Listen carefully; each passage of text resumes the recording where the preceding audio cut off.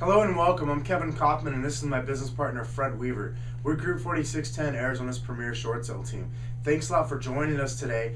There's tons of information here on this blog for you. There's all kinds of questions and answers about short sales. You can read all about us. We've closed hundreds of short sales in the last 2 years and a 90% success rate. So we've got a lot of good information to share with you. Yeah. And I know Fred specifically had a topic they wanted to talk about today. Well, a topic that has come up a lot actually over the past couple of months, and we talked about it the other day on one of our video blogs, is fear.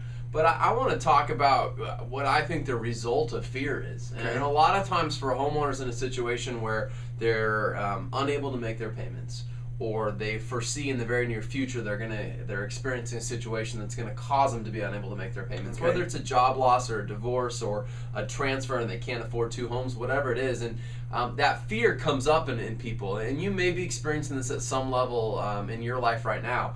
And what I want to encourage you to do is to get past the fear. And the reason I want to encourage you to do that is I want you to think long term. A lot of people find themselves in a situation with their home and they get very short-focused, short-minded, short-term focused, meaning what's going to get me out of here the quickest? What is the action that I can do today to get rid of this problem the quickest? And in some cases, letting your home go to foreclosure could be the quickest method, the least commitment involved. Sure. Meaning you don't have to really do much other than just not make your payments, and when the bank finally knocks on your door and says you need to be out, you can be out.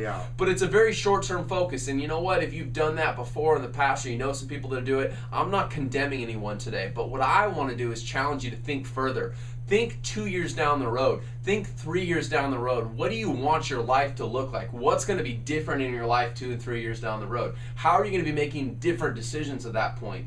And you know what? You're going to look back at the decisions you make today, 2 and 3 years from now, and still be facing some of the consequences or the results of the decisions you make today. And what I mean by that is you may be in a place in a couple years from now where you've got steady income, you've got steady employment, you've got the ability to put some money down and maybe even purchase another home. But if you walk away from your home today and just let it foreclose, you are putting yourself in a situation where you're not going to be able to purchase again for a minimum of 7 years. Yeah. You will not be able to qualify for a loan for a minimum of 7 years. So I challenge you to think further today than just letting your home go to foreclosure. And if you're a person that came here today and said, no, I'm definitely not going to let my home go to foreclosure, great. We want to talk to you. And if you're a person that's on the fence, not sure which is the best route for you, we want to talk to you also. So fill out the form here on our website below and give Kevin or I or one of the employees and associates that work with us the opportunity to do that.